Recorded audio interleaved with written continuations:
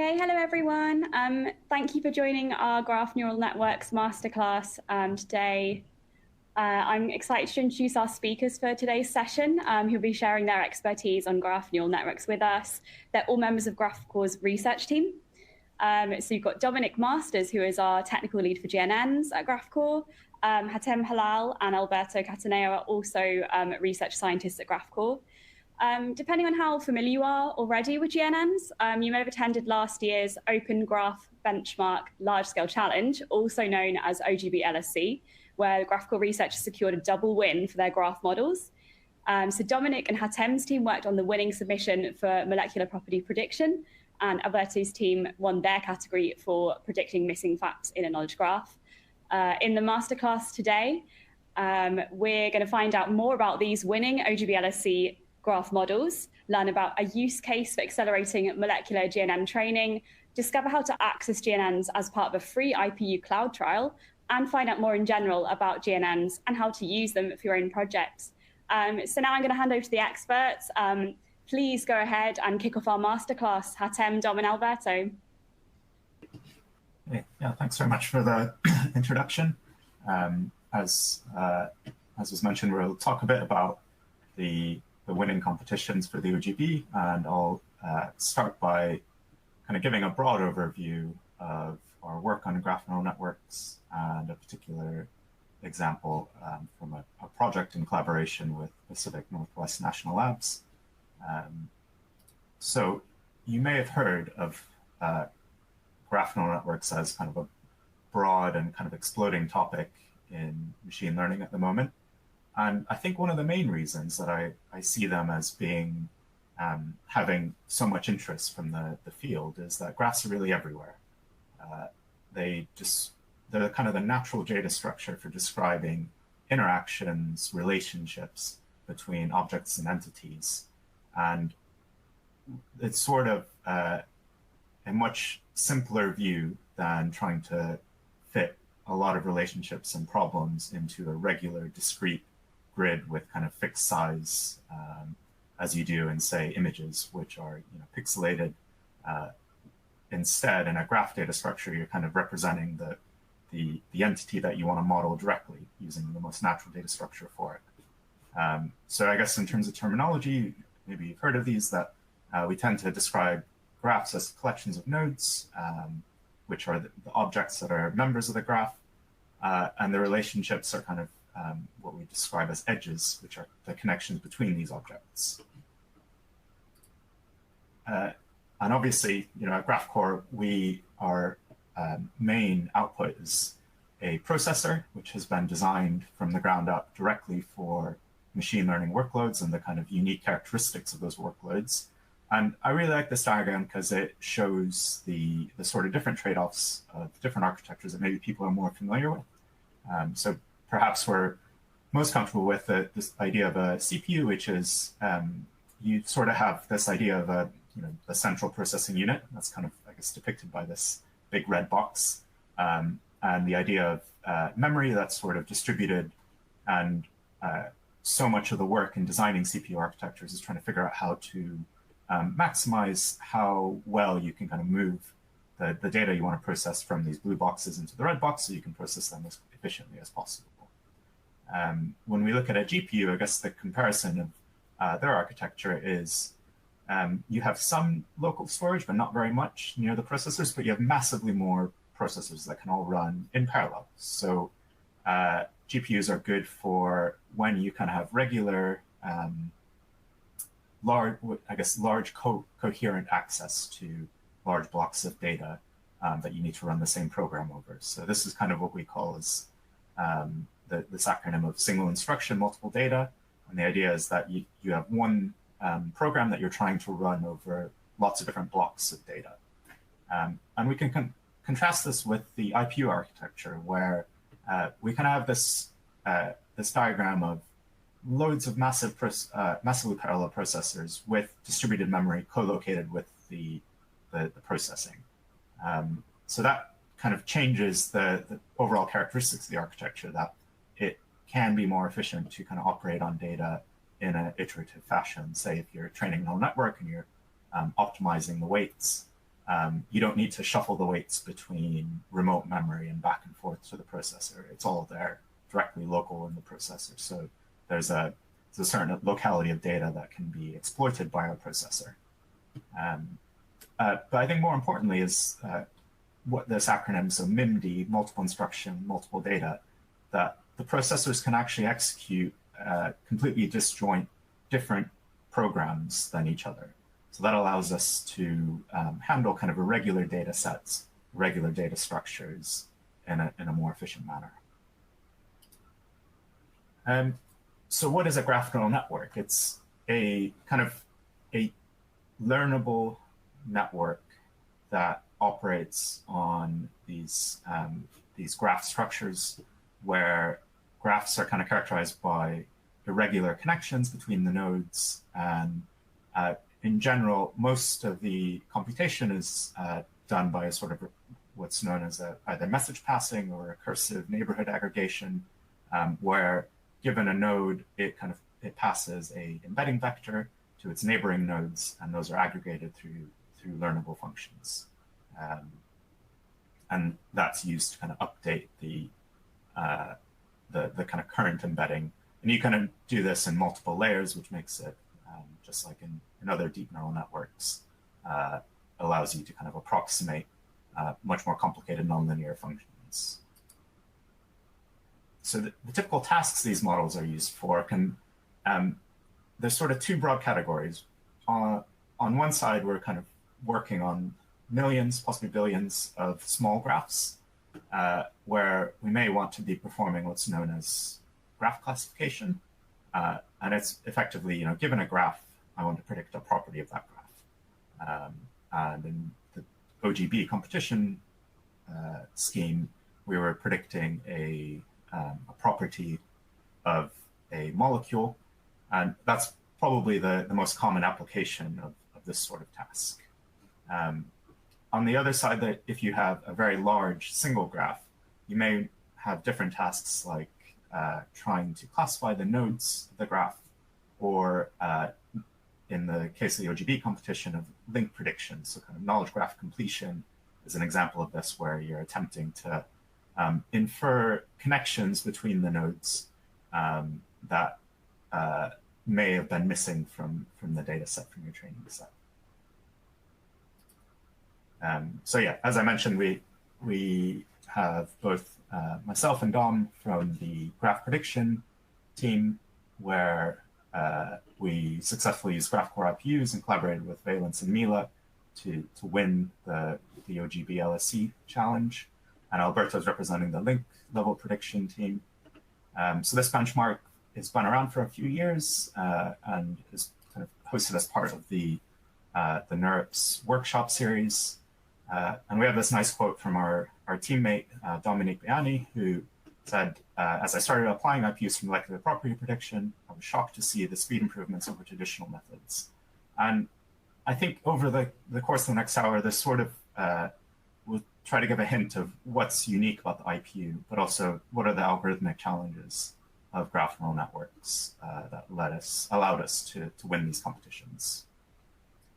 But before that, I'd like to kind of give a broad overview of effectively molecular property prediction. What is the problem? What is the domain? And with a specific example of using the Schnitpp architecture, which is a kind of unique example of the kind of common message passing paradigm that's used throughout graph neural networks. So if we take a really long view, we can step back and say, molecular property prediction, it's effectively a solved problem. It's been known to be solved for well over a century. The difficulty is that we know the equations. It's quantum mechanics. If you can solve the Schrodinger equation exactly, we have all the answers we need for designing new drugs or new materials. Unfortunately, all the exact attempts to solve the Schrodinger equation they're intractable for solving in a reasonable amount of time. And even with several well-controlled approximations, these simulations tend to take far too long to allow us to reasonably explore, say, the domain of a drug binding to a particular protein, or the development of kind of new energy storage materials. So this kind of broad overview is that in in molecular property prediction, we can represent a molecule as a graph that looks a bit like this, where it kind of has two basic properties: the atomic charge on every atom and the position of every atom, and that feeds into some method. So that could be, a variety of sort of classical simulation methods that approximate the solution to the Schrodinger equation, and out come a bunch of properties that we can either compare against experiment or compare against other numerical methods. So over several years, people have collected large databases of exactly these sort of calculation results. So from simulation, given these molecular structures, we compute loads of properties, and then we can use these large data sets to train neural networks to predict these. And the idea is that the neural networks can help us effectively accelerate the exploration of chemical space. So what this process roughly looks like is we build a batch of molecules, so that could be more than one molecule, and this is just like any other neural network training scheme. So given a machine learning model, we predict the training loss and then optimize the weights until we've sort of met some loss minimum criteria. So fundamentally, the kind of basic structure of these graph neural networks is based on the idea of message passing. So the graphs have some irregular, sparse connectivity, and most of the architectures kind of differ on how they define the idea of these messages that nodes send to each other and how embeddings are updated on every node. So concretely, there's kind of two functions that we can kind of play and experiment and parameterize that are learnable. One is the message function. So that takes, if we kind of unpack this equation here, it takes the kind of the embedding vectors for the different nodes, and as well as the edge embedding, which is kind of an optional input to many of these networks. And we run it through some aggregation over a neighborhood. And finally, we have some kind of update step, and that can be learnable as well. So in the context of how you actually implement these things, you may hear this kind of reference to either scatter reductions. That's really what's happening in this sort of aggregation over a local neighborhood of connected nodes, and as well as a gather. And that's to kind of generate the message, you need to collect all the right embedding vectors for within that neighborhood. So both of these functions tend to be quite tricky to accelerate because they both require kind of irregular, sparse access to memory, as well as kind of low, there's not much, I guess, arithmetic intensity as compared to, say, something like a large matrix multiply. So this turns out to be one of the features of the IPU that we can accelerate for graph neural networks. So as a kind of prototypical example of a graph neural network, we have the Schnitpp Architecture. This is, I guess, a few years old now as a paper, but it's sort of one of the kind of key architectures for molecular property prediction. So our collaborators, just as a broad overview of the Schnitpp Architecture, it looks a lot like the kind of classical simulation methods. So the inputs are, again, the charge of the atoms, the atomic numbers, and their atomic positions. And the output is, a molecular property. So it is kind of designed as almost a drop-in replacement for classical simulation methods. So our collaborators at Pacific Northwest National Lab and University of Washington had this project where they looked at using the Schnitpp architecture to characterize these water cluster data sets. And what they've done is collect a very large database of low energy minima. So these are kind of stable structures of water molecules that are kind of bonded together through weak hydrogen bonds. So these are kind of notoriously a bit tricky to simulate, and the idea is to use machine learning methods to accelerate those simulations.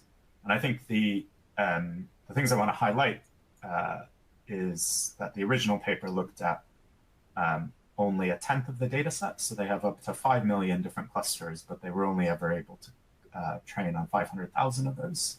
And it took 3 days to train. So just to kind of demonstrate that this is a clip from the paper that each epoch took about 4.5 minutes, and it took up to 2.7 days to train. So this was kind of the challenge that we were approached with to accelerate. So this plot here shows there's a lot of time that's been compressed here.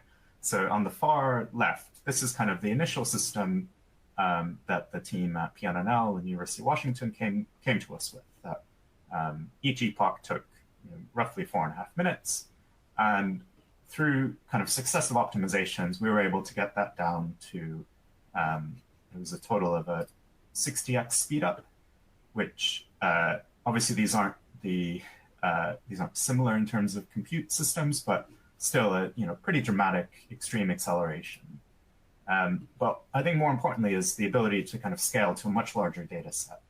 And what I'll do in the next few slides is just kind of look at some of the features that made that possible, but also the sort of holistic techniques that we use to optimize the entire system to enable both the dramatic speed up, but also the scaling out to much larger data sets.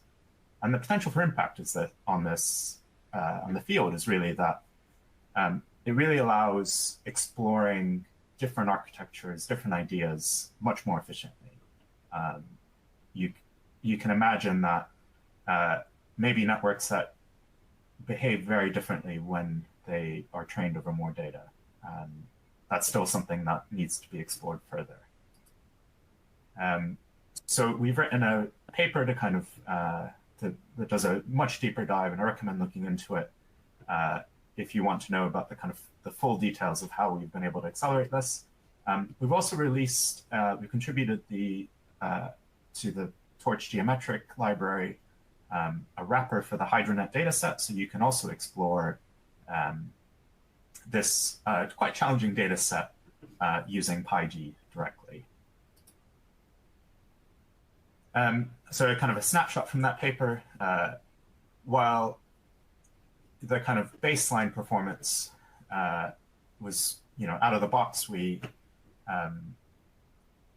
ran some kind of common optimizations, but then we kind of didn't stop there, obviously, and found different implementations of different ideas. So on the left, this idea of packing, and this is where we collect different molecular batches to kind of minimize the size of every batch and minimize the amount of padding that we need to apply. But then also looking at some features of how the IPU interacts with the host system to enable things like asynchronous input and output, so that effectively we want to minimize the amount of time that the IPU is kind of stalled waiting for data to arrive, but also vice versa. When a result is ready, it's not waiting for the host to kind of pull that result back to the host. Some of these are also kind of model optimizations, and prefetching that kind of falls as well under the idea of kind of optimizing the whole system to interact as well as possible with each other. And one of the kind of most common questions is, we've looked at the whole system, but we also want to look at the sort of micro level. What is it about the IPU architecture that makes it really good for, say, message passing blocks? So in particular for the Schnepp example, we ran a benchmark, and I sort of call this, it's almost like the performance envelope or the performance experience, that you imagine these different operations in PyTorch, you can vary things like the size of the weights, the size of the inputs, the size of the outputs. And what this is a summary over lots of, a few thousand experiments where we vary those sizes. And we see that the kind of mean speed up that we're achieving over NVIDIA A100 is probably around 5x. But things like the kind of overall Schnepp block tends to kind of have pretty consistent performance a bit over around 5x.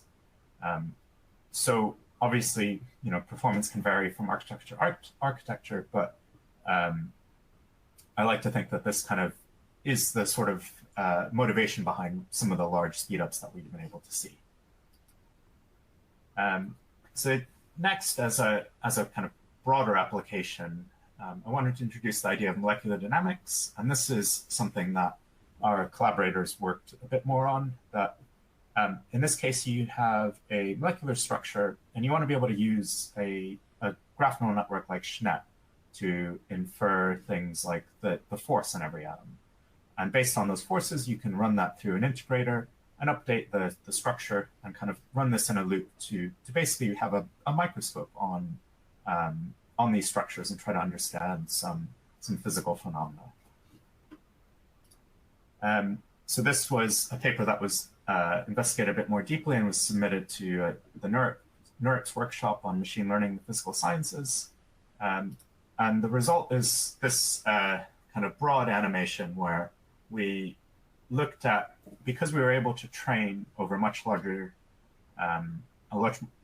data set, the Schnitpp architecture was much more efficient at learning the what's known as the potential energy surface.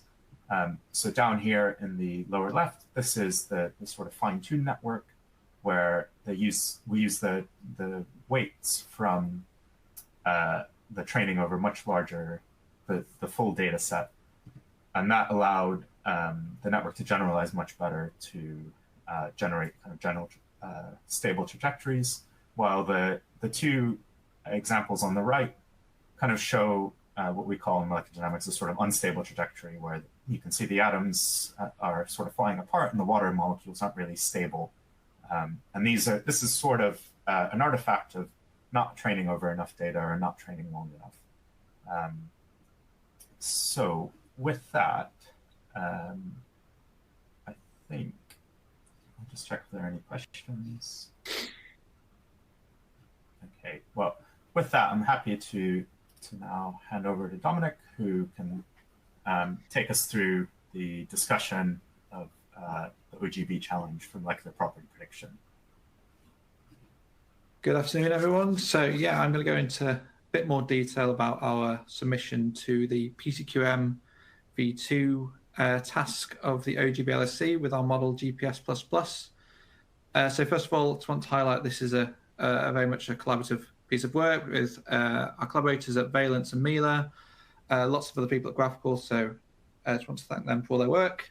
And also just want to show you this little picture on the left. This is a nice representation of what the computational graph looks like in our popular software. It can, you might have seen them before in our marketing material. It gives some nice pretty pictures that do kind of mean something real. Okay, so and actually before we get into it, just highlight that if anyone's got any questions along the way, please just pop them in the chat box. Happy to answer them as we go. If not, we can do those at the end.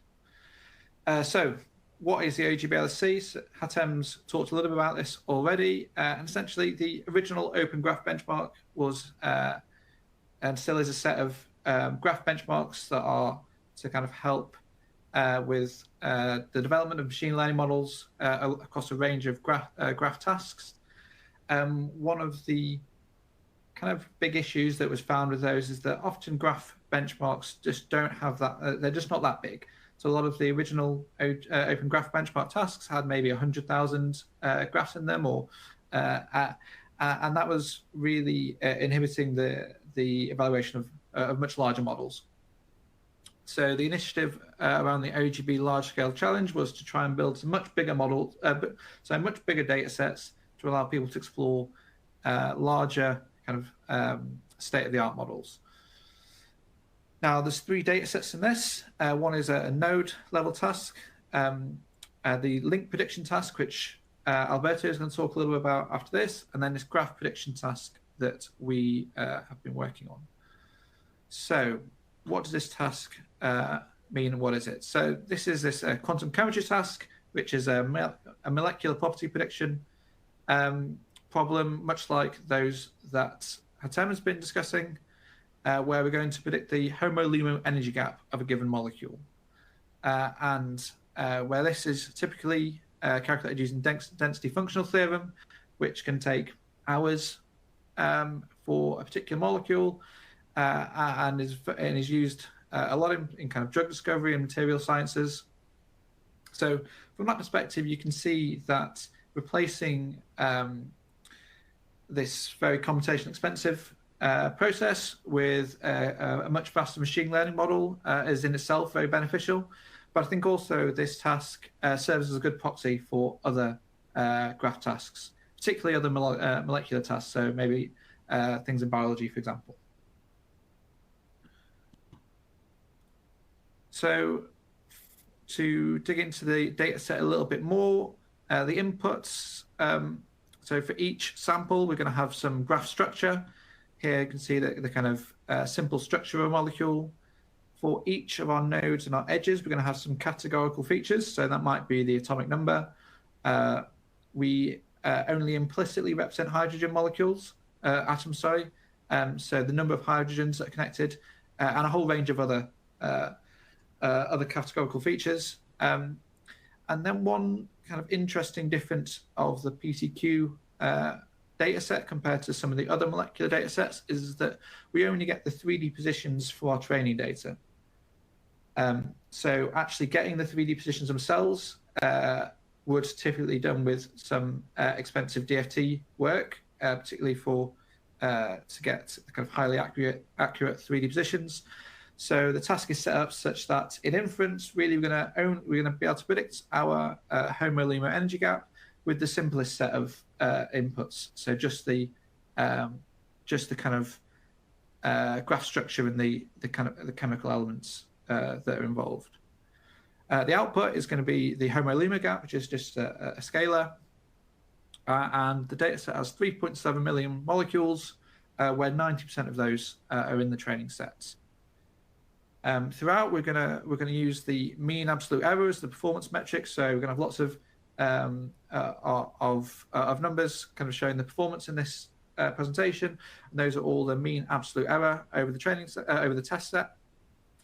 And then one final constraint put on by the challenge is that inference has a maximum time limit of just 4 hours on a single hardware accelerator.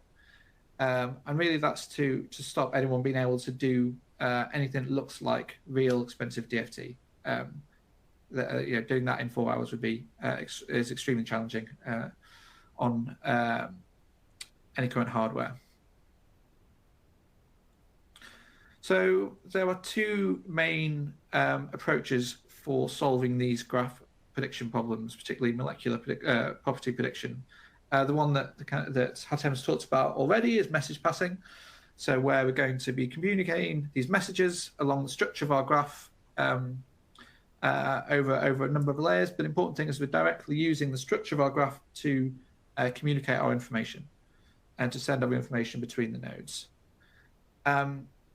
So the main advantage of this, one of the major advantages, is this leverages the inductive bias of locality. So it really takes advantage of the locality of our atoms, and kind of know from the physics that the locality of atoms is the more local an atom is, the more influence it's going to have on the other atoms around it. And another nice property of message passing is that because our complexity of our computes scales with the number of nodes and the number of edges that we use. So that scales fairly nicely as we go to much larger molecules, should we like to do that. The downsides of message passing approaches are that there are some issues that have been found in literature. For example, oversmoothing. This is where the representations of each of all the nodes converge to kind of very similar values across the whole graph as we get through the network. And another issue is one described as over squashing, where as we're aggregating our features from a number of our neighbors, they're going to be pushed into a single latent vector, and that can cause some information loss. So I think these message passing approaches have some real advantages, but also some technical challenges that that we'd like to overcome, and it's kind of subject to much of the literature. And now the alternative approach is to use transformers. Now, how transformers model our graph is that they're going to treat all of the atoms as fully connected. So they're going to be direct connections between any of the atoms or nodes in our graph. What that means is that it loses that sense of locality by default, and essentially we're going to have to try and put that back into our model. So some of the real advantages of that is that transformers have been successful across a whole range of domains. So there's lots of prior knowledge that we can leverage for graph structured data. It decouples the compute structure from the input graph structure. So there's no reason why information should have to pass along the edges that we define at the input. And one of the really important ones is that it very directly handles long-range interactions. So for two nodes in a graph with a message passing approach, if they're, say, 4 edges apart, the only way that any information is going to be sent between those for a kind of simple message passing network is over 4 successive steps. So transformers can do that directly, which could be advantageous. Now, the disadvantages are that the actual graph structure, it needs to learn to interpret that. It needs to learn to understand that. And therefore it's not forced to understand the local inductive biases, and that's again something that has to learn to do, and we have to find a way to put that back in. Edges themselves are not considered kind of primary entities in our model. We're only really going to be concerned with nodes. So for some graph problems, so with molecules, the bonds themselves might have some important properties or some information that should be held in about that edge, and those are not necessarily modeled explicitly in transformers. It's more of a kind of implicit relationship. And then finally, the compute scales quadratically within a number of nodes. So as we go to larger graphs, the cost of that becomes more expensive.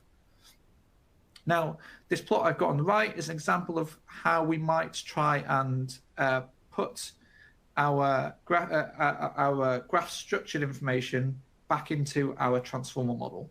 So what we have here is a standard attention layer, but we're going to bias the attention with some spatial and some edge information. And now if we concentrate on the spatial information, what this is going to do is going to say, we're going to bias the attention to attend to nodes in the local neighborhood. So it's kind of a soft way of putting some of our graph information back in. And this has been reasonably successful. And this work here is the graph former, which actually won the previous year's OGB LSE challenge. Now, a new approach has come that's been pioneered by some of our collaborators on this project is the idea to actually use both MPNNs and transformers. And really the aim here is to try and get the best of both worlds, where we can still leverage that inductive bias of the graph explicitly, but also while allowing long-range interactions to take place through our attention. And this is the approach that we take throughout our GPS++ submission. So what we built, what GPS++ is a hybrid message MPNN transform model. It builds on this GPS framework, which was the initial work on building hybrid GNNs, so with both message passing and transformer components. And we build on this, and the kind of main contributions are that we build a really large expressive message passing component to really, we think that the local biases, inductive biases, are really important in these physical systems. So it really emphasizes and strengthens that those connections. We do still think global communication is important, and we actually have two different forms of global communication, an attention and a kind of simple message passing alternative. We incorporate the 3D features provided by the training set. We kind of experiment with using different categorical features and improving the information that comes in as categorical features. And finally, we build a large ensemble. This is kind of standard approach in many competition environments like Kaggle, where by ensembling lots of models can vastly improve the generalization performance of your model. So throughout this presentation, the idea is that I'm going to start with a very simple model and slowly build up the performance, adding in all the features that we felt were really important in getting to our competition winning model, thus hopefully giving an idea of the impact of each of those, but also explaining how they're important. So to start, we're going to start from what is a fairly simple model, where we've got our kind of graph inputs, we've got some categorical features, and then we're going to put this through just a simple graph convolutional network. We're going to train for 200 epochs and use various other standard training approaches. And this achieves what is a reasonable MAE of 0.0943, but very far from anything that would win our competition. So the first thing that we explore is taking this very simple message passing model and improving the expressivity and the complexity of this. So what this figure here shows, first figure here shows is just a simple graph convolutional network. Now, importantly, these blue and red lines represent the gathers and scatters required for these graph convolutional networks. Importantly, those are the bits that Tem showed can be quite expensive on GPUs, but are really quick on IPU. And anywhere where we say we're using an MLP, this is just a simple two-layer MLP. So the first step that we take is that we are going to have explicit edge features. So instead of just simply aggregating the nodes around that, we're going to take the we're going to apply this an MLP to our edges. And note that we actually do this. So for our nodes, we have a latent size of 256, and actually we find that we can do this with a smaller latent size. This definitely improves the efficiency of our model. And what we find is that this improves our performance down to about 0.0905. Next, we increase the complexity of this MPNN quite significantly by adding further connectivity. This can really be summed up as combining both the advantages of a GCN and a more complex model with edge features. And also, we now consider connections in both directions. This further improves our model. And then the final kind of additional connections that we add to our MPNN is to also consider a global latent. So this is a single global latent that's going to try and encapsulate some global information. And to do this, we're going to take the average of our node features and the average of our edge features and put this into another MLP. And then we're going to feed that back into our next, our subsequent layers. So this is quite a simple way of adding some global information, but actually we found this had a really significant effect, particularly given that there were very few flops associated with this part of the model. And then with one really final little benefit where we took all of our ReLUs and applied the GELU to that instead in our MLPs, which has been a pretty successful activation function in transformer models. Right, the next stage of our optimization and our model progression was to think about how we're going to incorporate attention. So the initial GPS framework suggested that, made a lot of arguments about why it was best to not add our attention as after our MPNN, but actually to add it in parallel. So if I here we go. So what we find is that as we add our attention, and actually we find as we add our self-attention, we get a small improvement in our model, but actually not quite as much as we expected. We can see that really the MPNN has a really drastic improvement in our model performance, and our self-attention has a moderate improvement.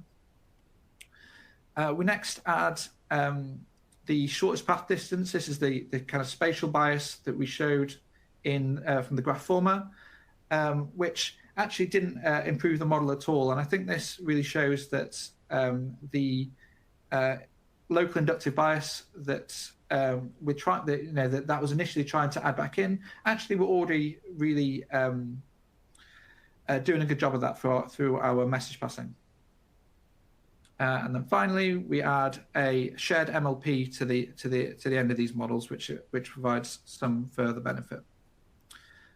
So yeah, the main surprise here was that I think we expected the performance improvements we got across the model to be more evenly shared between our MPNN and our attention, but actually we found that our MPNN was really the most significant part of the kind of compute block.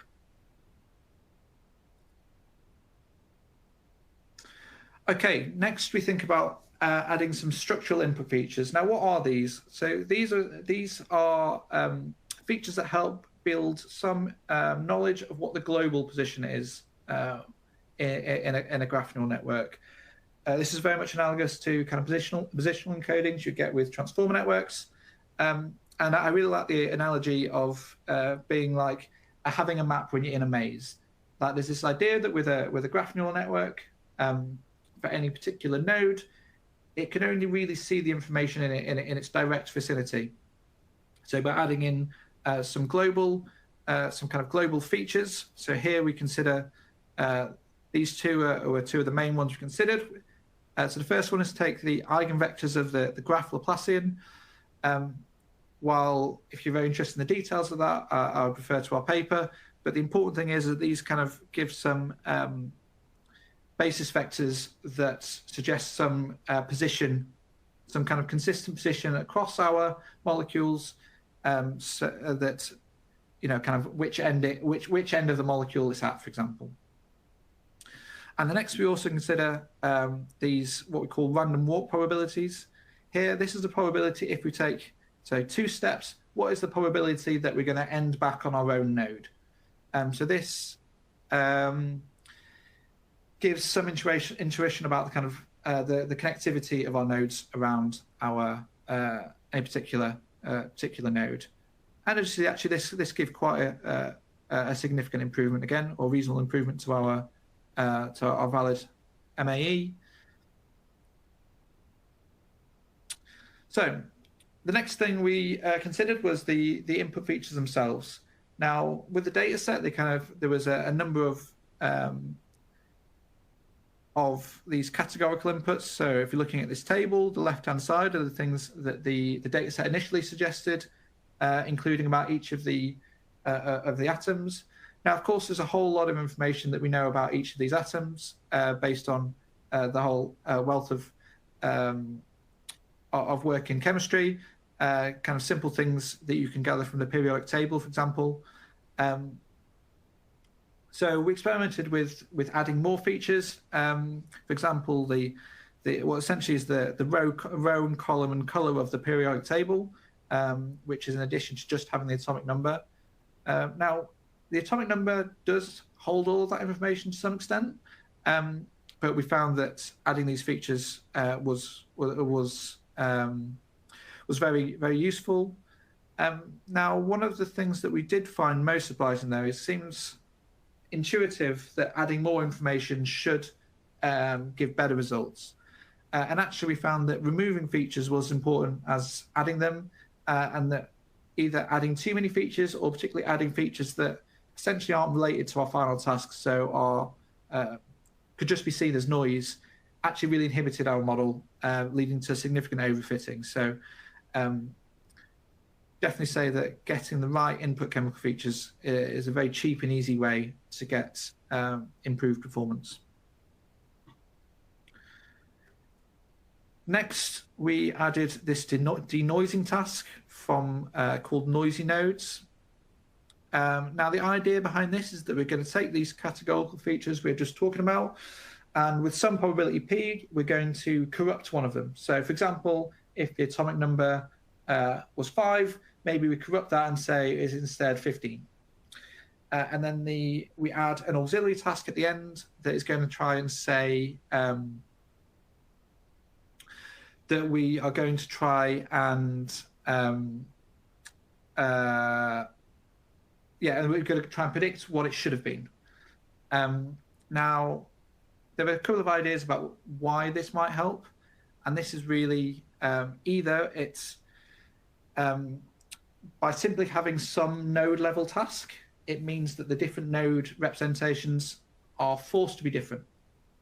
So this kind of fights exactly directly against some of the problems associated with oversmoothing. And another one idea is that it means that the information around what chemical around those chemical properties is not lost at the early starts of the network, and is propagated through our right way through to the end.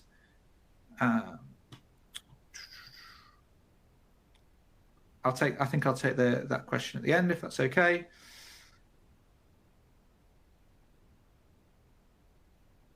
So one of the most challenging aspects of this data set is how to incorporate the 3D features. And the reason this is that the 3D conformal information is only provided for the training data. So how to leverage that in a way that helps training, but inference still works, was quite difficult. So what we did is we followed this method from the Transformer M, which is published 4 or 5 months ago now, where essentially we're going to mask the 3D features so we're going to generate a range of 3D features, and then we're going to use them all, only going to use them sometimes. So what this does is it allows that 3D information to be brought into the model, to be used in training, but also builds robustness to their absence. So to do this, we're going to essentially group our 3D and non-3D features input, and sometimes we're going to use one, sometimes we're going to use the other, and sometimes we're going to use both. Note that, for the probabilities, that should be 0.2, 0.6, and then 0.2 for the final one as well. Now, what that means is that we can use the group 1 features in inference and hopefully still get the benefit of the 3D features. Now, what do those 3D features look like? So the first thing we do is going to take our positions in our kind of Cartesian positions of our atoms. Now, a really important part of how we use these is that they're invariant to any rotations of our molecules. And the simplest and most obvious way to do that is to just consider distances. So the distances don't change as we rotate our molecules. So first of all, we're going to calculate the distances, which gives us an n by n distance matrix. In general, we find that inputting scalars like this into our model isn't always that successful. So it's good to find a way to project that into some vector space.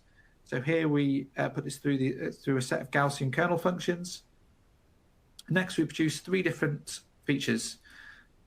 So first one is for any of these distances where we already have an edge on it, we can define that as the bond length and use that as an input. This gives a very small improvement that doesn't really show up on this plot. Next, we can sum along one of these axes, and this gives us something that can be seen as a node feature. And then finally, and this is what was really pioneered in this Transform M, is that we can use these 3D distances to bias our attention. And again, that gave us some improvement as well. So with all these features, this gives us our final GPS++ model. So you see now we've got some much more complex input features. We now have our hybrid message passing and self-attention kind of main processing blocks and our noisy nodes reconstruction loss. And so we do a couple of final steps to get our final competition performance. First of all, is we increase our training time from 200 epochs to 450. And finally, we build a large ensemble of these models. So to do this, we train on all the available data we have. We use one of the things that is well known in the Ensemble literature is that having some diversity of your models improves the performance. So we use 7 different variations of our kind of hyperparameters and model, and then we calculate 112 independently trained models, which we can then ensemble to give us our final performance, which is this 0.0719. And I think this is one area where the advantage of the IPU really shine, because the speed at which we could train our model actually took only about a day to train our for 450 epochs on 16 IPUs, a kind of single chassis of 16 IPUs. This meant that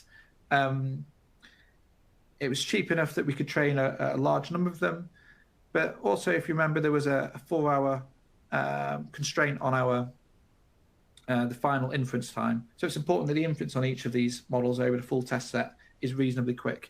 And here it was only about 18 seconds. So we really could fly through all of those models. And if we go to the final competition results, we see that our model beat all of the other results submitted. And I think we're quite proud that we beat some much larger and more established research labs at both Microsoft and NVIDIA.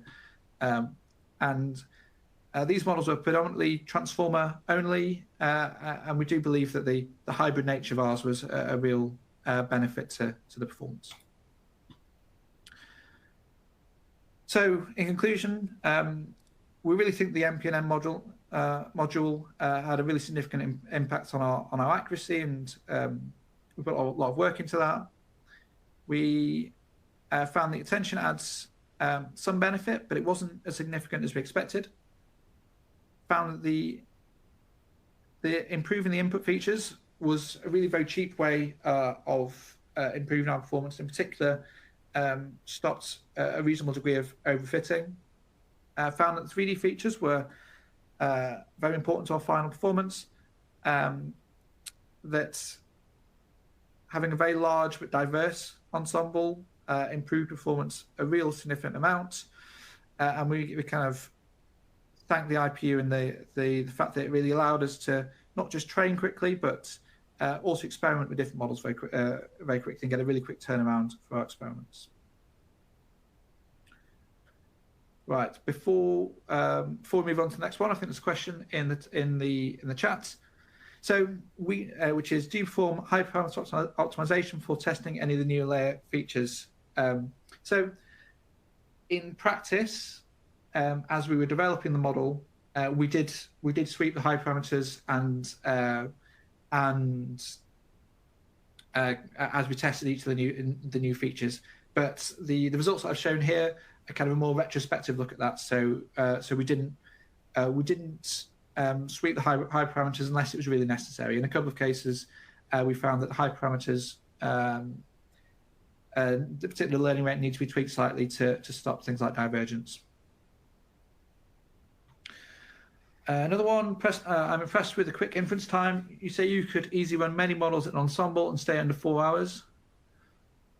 Is there any reason we used 112? That was really because we were essentially trying to build as large an ensemble as we could in the last week or two of the competition. So that was really governed by the deadline of the competition submission. And so there's actually some nuances around how we're doing that made it quite difficult to test the progress of our ensemble. And this is really that we wanted to train on all the available data we had. So we train on both our test and validation models, whereas the submission is tested on the test set. So actually, since we can only get one, we essentially only get one calculation kind of test set result from the competition organizers themselves. It was really hard to understand. We couldn't test our 100 models. Has our performance continued to increase? Now, we did a whole range of evaluations on just our training set, or using our training set with some of our validation set, and found that we're still getting some improvement at around 30 models. So we think there will have been some improvement, but it's hard to say whether it was significant or whether it was small.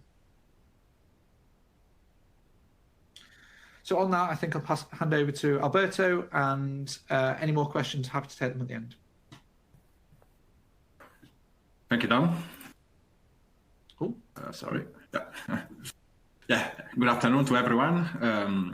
So I will be presenting the solution that we developed at Graphcore for the other track of the competition that we submitted to, the one concerning link predictions on knowledge graphs. So again, this has been a very collaborative effort by many people at Graphcore.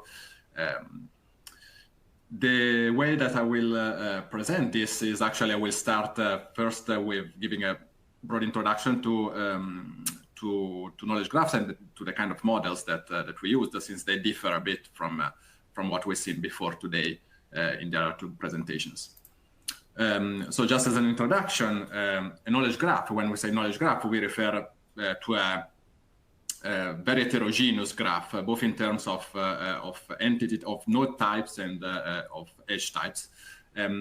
What knowledge graphs do is to represent knowledge as a collection of facts in a graph form, where facts are seen as general subject, predicate, object statements that are represented as triple head relation tails, giving a certain a relation of a certain type between two entities, a head entity and a tail entity. So for instance, if you look at the picture here on the right, the fact that Paul Martin graduated from the University of Toronto is represented in graph form as a directed edge of type graduated from, that goes from the node Paul Martin to the node University of Toronto. So to fix the notation, when I will be saying entities, I will be referring to the graph nodes. Relation types are the labels of the edges, while the edges themselves, the directed edges themselves, I will refer to them as triples, head relation tail triples. And the kind of task that one wants to perform here is to predict missing links that are not present in the data set. It's called knowledge graph completion.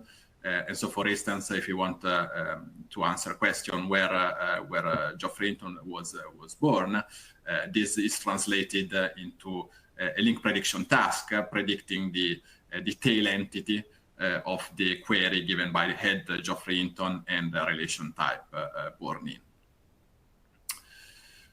Right. So in terms of application, these kind of models are very widely applied. I mean, we can find knowledge graph pretty much everywhere. Again, the kind of applications largely overlaps with recommenders models, with recommender systems, because you could think of making up a knowledge graph where entities, where nodes are both users and products, and then the task of making recommendations can be translated into predicting links from user nodes to product nodes. The knowledge graphs are used more generally for information retrieval. They're widely used also often in conjunction with NLP models for complex question answering. So to provide, thanks to this very structured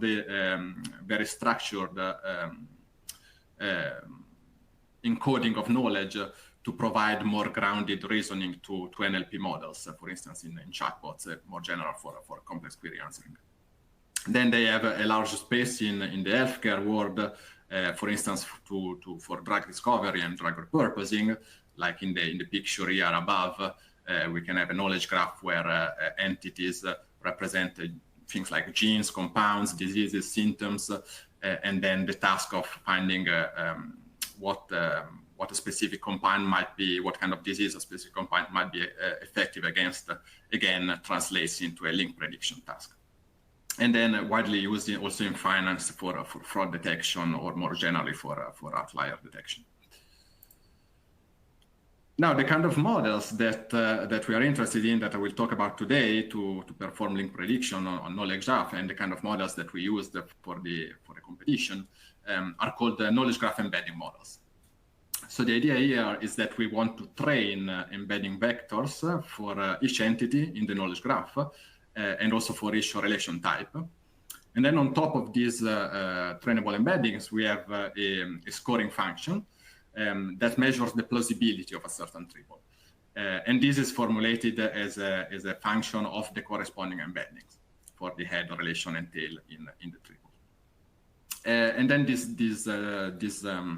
embeddings are trained in order to maximize this plausibility score for triples, for true triples, for triples representing true facts in our knowledge base, so triples that are present in the knowledge graph. And at the same time, to minimize this plausibility score for negative samples that are constructed usually by corrupting either the head or the tail of a true triple. So we will just stick to the case where we corrupt in tail today for simplicity. So for instance, in the picture here on the right, we have a very basic model, but also very widely used, that is called TransZ, where the scoring function is just defined as this negative difference between the sum of the head and relation embeddings and the tail embeddings. So what we are doing during training, we are training these embeddings so that for true triples, the tail embedding is as close as possible to the sum of the relation embeddings, while we want to make this apart for negative samples. And then inference, link prediction, is then performed given a certain query head relation just by transversing the whole graph and finding the entity, the tail entity that maximizes the score of the triple. So to summarize in a very schematic way, the kind of training workload that we have for these models, we have that, so the loss for a triple head relation tail, HRT, using negative samples HRT bar, is computed in the following way. We have these embedding tables, one for entity, one for the relations. We gather the relevant embeddings, the ones corresponding to entities and relations that are used in these triples. And then these are used to compute on one side the positive score, so the score of the positive triple, and the negative scores, which are then combined in some contrastive loss to give the loss which we want to minimize. So this is the case of so-called shallow knowledge graph embedding models, where these scores and the loss are computed just by using the specific entities and relations that appear in the triple. One in principle could do something a bit more sophisticated. That is the case of called deep knowledge graph embedding models, where we want to leverage a bit more extensively the graph structure, the information on the graph structure. So the idea is that instead of just using the head and tail embeddings as they are, we want to aggregate embeddings over local neighborhoods using message passing neural networks. So what one can do is to first construct encoded embeddings for entities by aggregating information over local neighborhoods through some PNNL layers, and then using these encoded embeddings, as in the case before, to compute the scores and the final loss. So this, of course, compared to the case of shallow knowledge graph embeddings model, introduces a new degree of complexity, a new layer of complexity, especially on very large knowledge graphs. So actually, I will only discuss the case of shallow knowledge graph embedding models today, because this is also the kind of models that we actually used in the competition. So even disregarding this additional complexity coming from MPNNs, I would say that there are mainly three kind of challenges that this model poses for effective implementations. So first of all, these models can have a very large parameter count. So the fact that we are training an embedding vector for each entity in the graph and for each relation type means that for very large graphs, we have a very large number of parameters that need to be trained. Now, usually these parameters are concentrated mainly in the entity embedding table, because the number of relation type is usually quite small compared to the number of entities in the graph. But this can get quite large. And then there is the fact that these parameters are very sparsely accessed, because, as I was saying before, In order to process a batch, we only need to access and to update the parameters, the embeddings of the entities and the relation types that are actually used in that batch. We don't need all of them, and these are a very small subset of the overall set of parameters. And then once we have fetched these embeddings, the amount of compute that we actually need to do on them is quite small. We just need to compute these scoring functions that are usually quite simple, and then compute the loss. So again, these models can be quite memory bound. So we see that even without the MPNN layers, there are several similarities in the kind of implementation challenges to the case of GNN models that we have seen before today. And all these features make, in particular, realizing distributed implementations on multiple devices quite tricky, because the large parameter count means that we will need usually to distribute parameters across the different devices. But then each of these devices will process a different batch, so we will need to retrieve a different set of parameters. So we need also to carefully manage the communication between the devices and the parameter sharing in order to avoid excessive overheads. Right, so for all this reason, what we did, first of all, was actually to develop a new distribution framework for knowledge graph embedding, training, and inference. And this new distribution framework, which we call the BESS, which stands for Balanced Entity Sampling and Sharing, is based on the idea of balanced collective communications between workers. So we are assuming that we have D workers that can exchange data directly between them through collective operators. In our case, the workers will be single IPUs, but a priori this framework is completely hardware agnostic. And the way it works is that, well, in terms of partitioning of the model parameters, we are just splitting the entity embedding tables in shards of equal sizes across the different devices. For instance, here in this picture, we are seeing that we will be storing on IPU 0 the embeddings of the entities from 0 to 3, and then from 4 to 7 on IPU 1, and so on.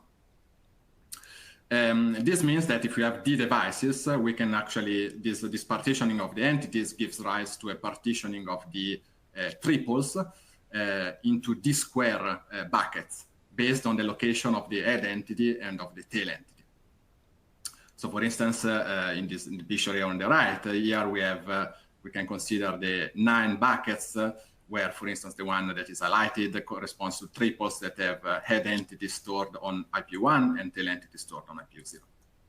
And the key idea now is that in order to create the batches during training, we are sampling uniformly from each of the shard pairs. This means that we are taking the same number of positive triples from each of these 9 buckets, and the same for negative triples. Then what we want to do then at execution time is that we want to process triples on the worker where the head entity is stored. So for instance, here on IPU 0, we will process this, the batches corresponding to the first column here. But this, you see also from the picture, this means that in particular, we will need to access also embeddings that are stored on other IPUs. In particular, we will need to access some of the tails that are stored on IPU1 and some that are stored on IPU2. So the first step at execution time is actually, first of all, to tell each of the workers what triples, what embedding, needs to fetch, needs to gather from its local memory, not just for the triples that it will process itself, but for the triples that will be processed on all the workers. So this means that we are actually the 9 orange triangles that we had here get put in some sense on the same in the same column to say that we are telling each of the IPUs to gather also the embeddings that needs to be communicated to the other IPUs. And then the exchange then now is just a transposition more or less. It's just an exchange can be done through a completely balanced all-to-all collective operators. to put the tail embeddings on the correct IPU, on the IPU where they will need to be processed. And this again is done through an all-to-all operator, so that now when all the embeddings are on the correct worker, they can be processed in parallel. So this distribution framework presents several advantages. So first of all, as we've said, it achieves a perfect balance in the workload for all the workers because of this balanced sampling strategy, where we have that each of the worker will process the same number of triples at each training step, while retaining a good variety of triples and of negative tails that can co-occur in the same batch, thanks to this particular batch planner. And in this variety, it's a variety that has been shown to be very beneficial to the final embedding quality. In terms of communications, then, again, as we said, these communications, the communication cost is the same, not just for each of the pair of workers, but also across all training steps. So this means that we significantly limit idle time. And an important fact is, as I was stressing before, that only tail embeddings need to be shared, meaning that we can save communication costs from that. And moreover, very importantly, the fact that the data is exchanged directly between the workers means that we don't need any additional external parameter server to manage the synchronization of the embeddings and the sharing and possibly access conflicts. So this distribution framework turns out to be actually quite well tailored to our pod architectures.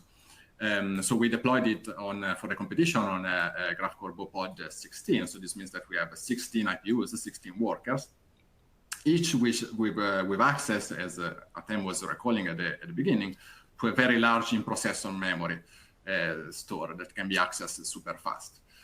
This means that, in particular, if the embedding tables are small enough, in some sense, to fit entirely, to be split across just on the in-processor memory, then the access to the embedding vectors will be extremely fast.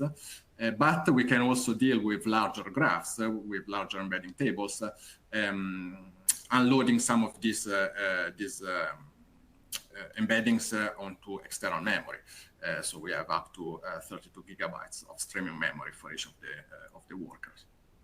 Then we can perform very fast computations in FPCT in up to 350 teraflops per second on the workers. And then for communications, the important feature that we have that we have direct connections between each pair of IPUs over high bandwidth IPU to IPU links makes then the sharing of the parameters through the collective operators very efficient. Right. So coming to the competition itself now, the task for the link prediction track of the OGB LSC was to perform knowledge graph completion on a very large knowledge graph that is constructed from the Wikidata knowledge base. This graph has more than 91 million entities and more than 600 million triples in it, so extremely large. And the task, as I was saying before, is to just to perform knowledge graph completion. So for each of the test queries, we want to return the most likely tails, the 10 most likely tails that complete this query. And these tails need to be chosen from a priori from all the 91 million entities, so no candidates are provided. And the metric used here is a very common metric for knowledge graph completion that is called the mean reciprocal rank. So this is the mean of the reciprocal ranks of the ground truth tail among the predictions returned, the order of prediction returned by the model. So this means that if the ground truth tail is the most likely prediction, the first most likely prediction that is returned by the model, this corresponds to a reciprocal rank of 1. If it's the second most likely, the reciprocal rank is 1 over 2, down to a reciprocal rank of 0 if the ground truth tail is not in the 10 prediction of the model. So in particular, here for this metric, higher is better, differently from the mean absolute error that we had in the previous presentation. And yeah, this on the right here, I have a snapshot of the top of the leaderboard for the composition with our team from Graphcore coming out on top, and second place went to a team from Microsoft Research Asia, and third place from a team from Tencent. So in terms of the model that we used, so a key, really key ingredient to our solution was to use a very large but also very diverse ensemble of knowledge graph embedding models. So this means that we experimented with a very large range of combinations for scoring functions, for losses, for hyperparameters. And this was made possible by the fact that we had a very efficient distribution framework that allows us to perform fast iteration. In terms of scoring functions, so we used 5 different scoring functions that are the one listed in the table here below. So these are well-established scoring functions in the literature. The first 3 of them, transit, translation, and rotate T, are so-called distance-based scoring functions, in the sense that the scoring function is just the negative difference of the negative distance between a certain combination of the head and relation embeddings and the tail embeddings, like in the transit model that we saw at the beginning. While the other 2, the smalt and complex, are so-called tensor recomposition scoring functions, where the scoring function is computed from a matrix multiplication or a generalized dot product of some sort of the embeddings. And the important thing is that these different scoring functions actually are able to capture different properties of the relations. So for instance, some of them are able to capture a symmetric relation, some of them are able to capture anti-symmetric relation, or they are able to model the fact that some relations are the inverse of other relations. And so having a combination, an ensemble of all these different scoring functions was really important in the final performance of the model. And in terms of numbers, if we want to give some figures on the size of these models, the largest model that we use required up to 300 gigabytes of memory for storing the parameters and the optimizer states. So quite large models.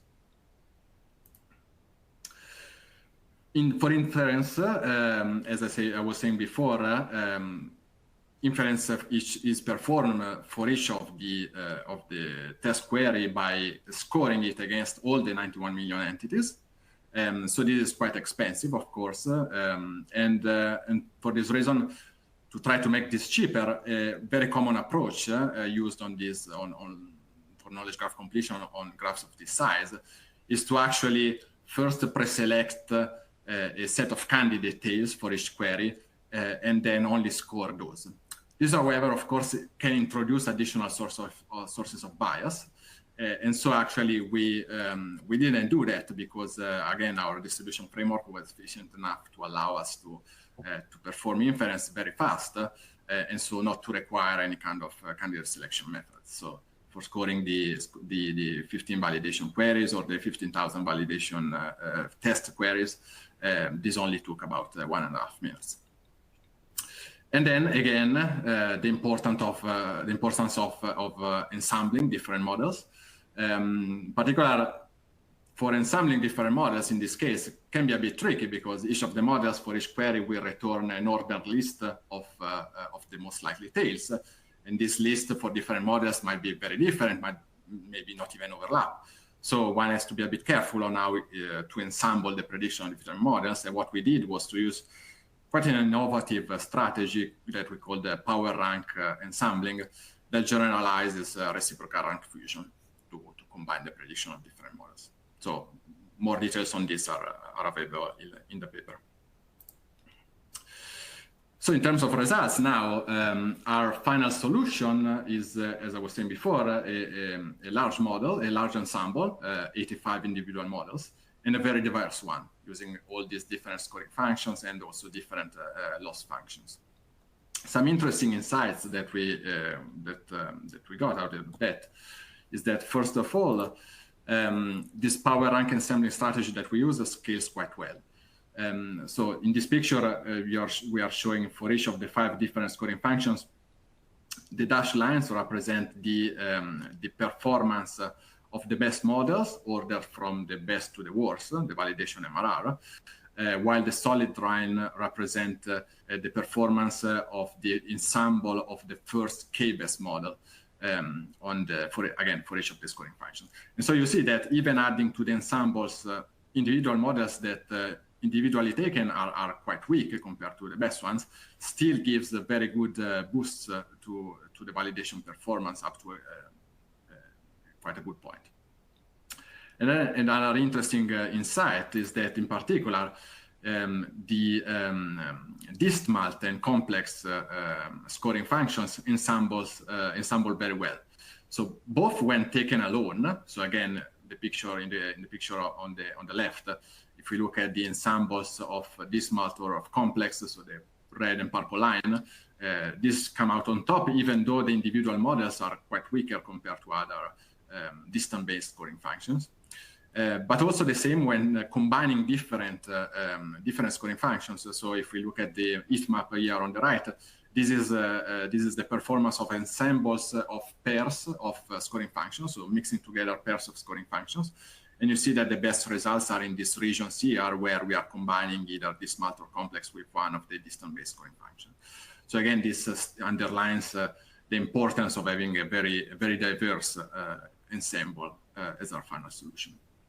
So I think this is pretty much all that I have time to say about this and our solution, but you can find more material at this link here, where you can access the code that you can browse on GitHub. You can read the paper that is available on arXiv, where we present in great detail our new distribution framework, BESS, and also talk about some additional tricks that we used for the competition. And also you can try it out yourself on Paperspace. We have now this a demo for BESS on 4 IPUs in PyTorch that you can try it out yourself. Right, so we have a few last slides now to summarize all we've seen in the different presentation. Let me just check in the chat if there are any questions that I can answer before.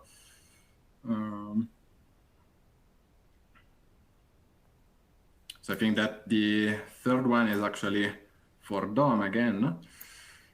Yeah, and then the other one is about slides availability. So maybe the organizer can answer that. Dom, do you want to answer this third question now or later? Sure, happy to.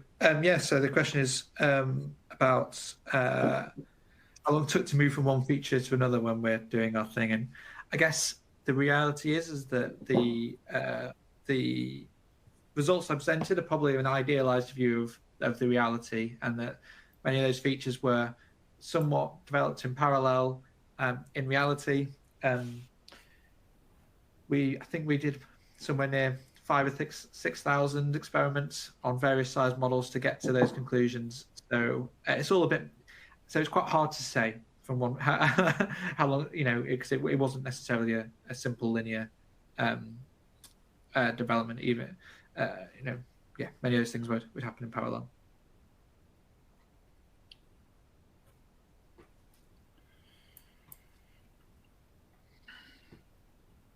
Good.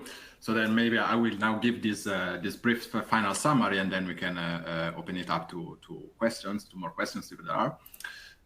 So first of all, why can we say then that IPUs are good for GNNs and for knowledge graphs and for this kind of workloads?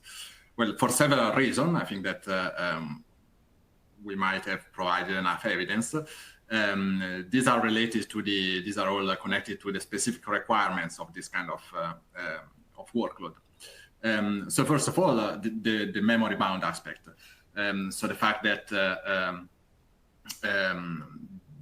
the arithmetic intensity of this model, so the ratio of compute to data transfer needed, is usually quite low, and so here the IPU can really shine thanks to the large in-processor memory that can be accessed extremely fast, thus sensibly mitigating the constraint coming from memory bandwidth.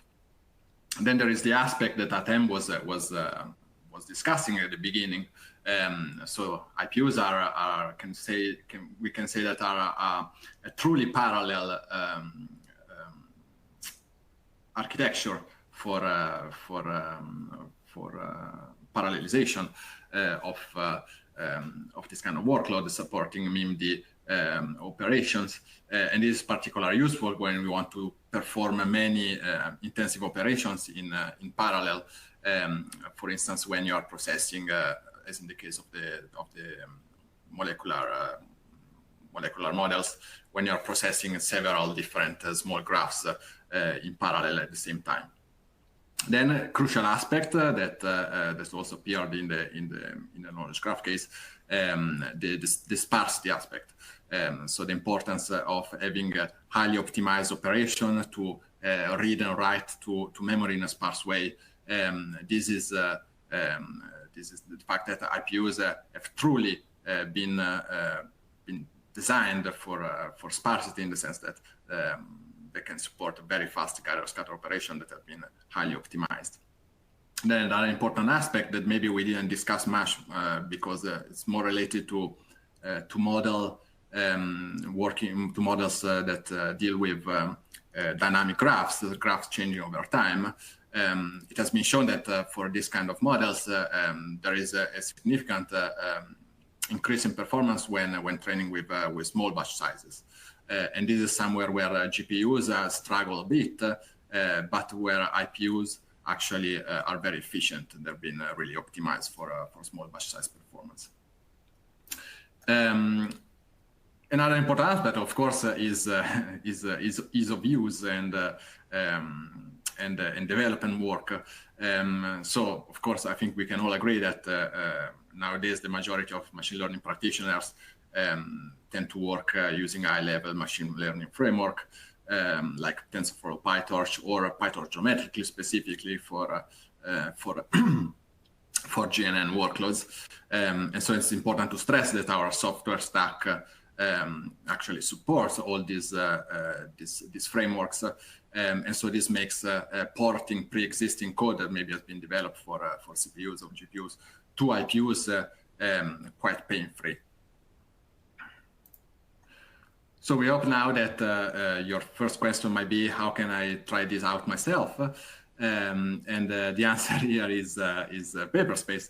So Paperspace is, for those who don't know, is a cloud computing platform for developers that very similarly, for instance, to Google Colab, supports a Jupyter IDE for running notebooks on GPUs and now also on IPUs. So this is the best way to try it out yourself, in the sense that on Paperspace you can find, well, first of all, you can have access to IPUs, to free 6-hour session on IPU on port 16. So we have access to up to 16 IPUs for distributed workload for free. So it's great if you want to give it a try before committing to anything. And on Paperspace we have a lot of material that you can try pretty much out of the box with zero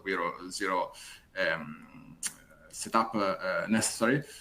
Not just models related to GNNs, but more generally also for other kind of applications, and a lot of tutorials and code examples.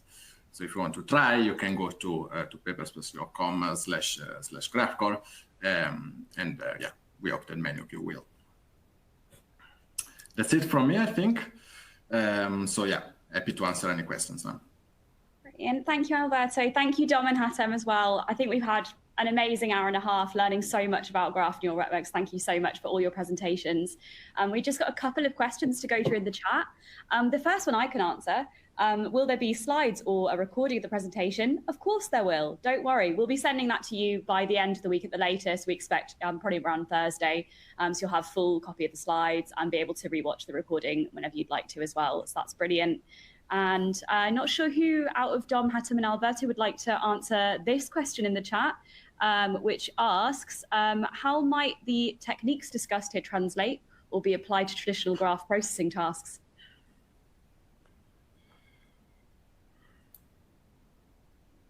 I believe this was during your presentation, Alberto, was it? Yeah, I might push it. Might say Alberto. It might be a question to Alberto. Yeah, I'm not sure. What do you mean about with traditional graph processing tasks? Maybe it's a question of maybe some questions around whether we can do a similar distribution strategy for kind of processing normal graph, for kind of some of these standard graph tasks, which I'm not sure. I'm not sure if I can think of any specific ones that would fit the distribution strategies. But. Yeah, it's a good question. I mean, I think that of course one could probably do similar things also if to perform message passing on large neural networks, on large graphs. Some kind of this kind of distribution strategies are required. Of course, introducing additional degrees of complexity. Not sure. What might add that one of the questions might be just, it depends on how parallelizable the problem is. If it's really, if it can be really highly parallelized, then likely. But if it's kind of fairly sequential with reasonably small amounts of compute each step, then that might be more difficult to apply to such a highly, to our architecture. Brilliant. And just like one final one in the chat as well. So I think this might be for Dom. So you mentioned how transformer approaches seem to be becoming more popular for molecular applications. Are you also seeing similar trends in terms of transformers becoming more popular across other graph applications? It's interesting because transformers seem to be everywhere, and it's interesting to see that they've been quite popular with molecules. And I think there's maybe two elements that make them particularly good particularly good for transformers. One is that often they're applied to fairly small molecules, so that means that it's that the difficulties with having the quadratic complexity with the number of nodes isn't such a problem. But also one is that the graph nature of the description of molecules is somewhat defined by it's somewhat of a human interpretation on how molecules are represented. So actually, to some degree, having a softer connection between the atoms and a more all-to-all connectivity does could make sense. So I think for molecules, it makes a lot of sense. For those same reasons don't necessarily apply to a lot of other graph tasks. So I think they haven't been as popular. In particular, like large graphs could be very difficult from the kind of compute complexity reason, but also, let's say you're doing, traffic network or some kind of social network, sending information directly along the graph edges could be really is a really efficient thing to do and kind of makes a lot of sense. So it's not so obvious that transformers can be applied there.